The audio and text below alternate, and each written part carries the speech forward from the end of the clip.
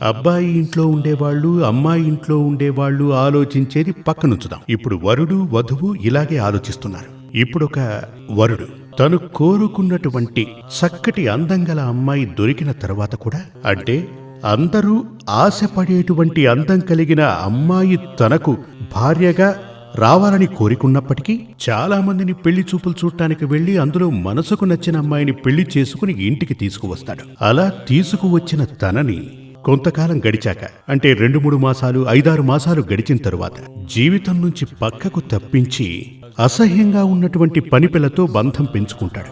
అలా ఉన్నటువంటి చాలా మంది నాకు తెలుసు. దీనికి కారణం ఏంటంటే, ముఖ్యంగా ఇక్కడ అప్పుడు జాతకంలో పొంతనలు ఉన్నాయి. అమ్మాయి జాతకంలో 2వ స్థానంలో ఉన్నటువంటి పాపగ్రహాలే కారణం.